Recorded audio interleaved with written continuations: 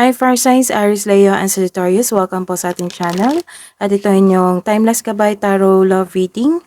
Please be reminded that this is channel reading po, so maaari kayo makarelate o hindi. Just take what resonates. Gamitin ang reading na ito bilang gabay lamang. Balik po kayo dito bukas para sa ating daily gabay tarot reading. Please like, subscribe, and click bell button for notification para po updated po kayo sa daily tarot reading natin. Para po sa gusto magpa-reading, maaari nyo pong makuha ang link. Nasa description box po ito. Message nyo lang po ako sa messenger. Maraming salamat po. Spirits guys, ano po ang ganap po para sa mga single na Aries, Leo, and Sagittarius? Message nyo po. May nagkaroon na agreement dito. Siguro magkikita kayo ng kadate nyo. Yes. Wow! May reconciliation dito. May nagbabalik. Oops.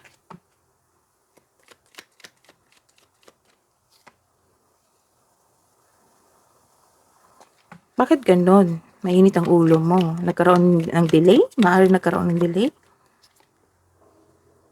And you are focused. Someone is watching you. Sa mga may relasyon, it might be a stalker. Sa mga may relasyon, message nyo po para kay Aries, Leo, and Sagittarius, Spirit's Guide. Ganap po. Nagkaroon ng proposal dito sa mga may relasyon. And some of you are begging or yung partner niyo po nakikiusap sa inyo. Ooh, nagkaroon ng love affair dito, third party. And may surprise visit po. May unexpected na mangyayari. Let's see the clarification. Clarification po, Spirit's Guide, para po sa mga single na settlement, come together, pressure, cooker, focus, Aries, Leo, and Sagittarius. Clarification of this card po. Clarification po para sa mga may relasyon na on the table, negotiator, love affair pop-up para sa mga may relasyon po na Aries, Leo, and Sagittarius, Spirit's Guide. Clarification po of this card.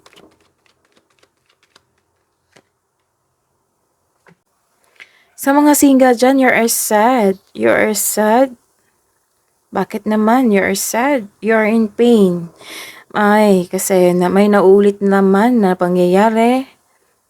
Naulit naman, kaya you are sad. Ang heartbreak o pagkabigo sa isang nakaraan o kasalukuyang relasyon ay tumitimbang sa inyong isip. Ang pagtanggap ng isang masakit na katotohanan o pagtanggi ay isang mahalagang hakbang, tulad ng pagbibigay daan sa inyong sarili ng oras upang pagalingin at iproseso ang iyong damdamin.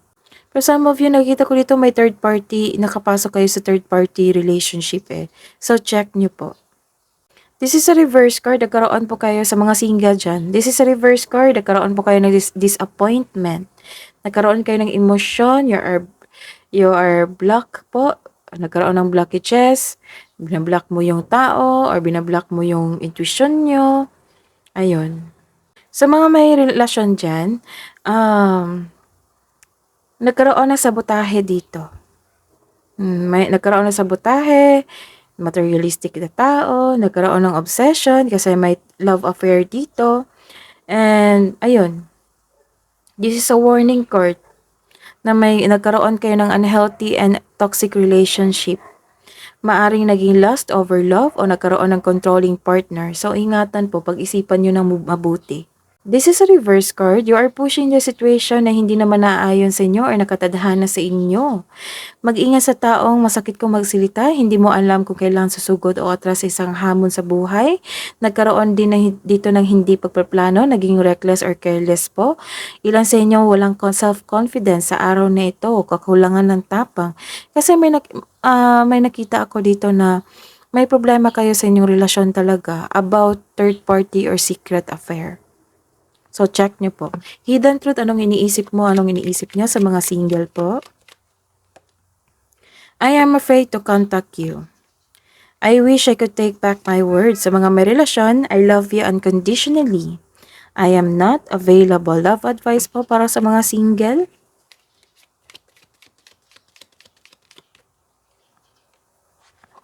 Movement. Take a movement or exercise. Do some exercise or read para ma-relax kayo at makalma. Love advice po para sa mga couple na Aries, Leo, and Sagittarius. Admire. It's time to think of everything that you admire in your partner and nagkaroon ng pag-uusap dito. The union of divine soul counterparts is a miraculous event that begins when you least expect it. Sa mga single, when it comes to matters of the heart, there is no right or wrong. Every choice you make expands your understanding of life and love. Sa mga may relasyon, beware of what you are projecting, for the qualities you admire in one another are qualities you both possess. Equally so, the qualities you don't like are also your own reflection. That is your reading.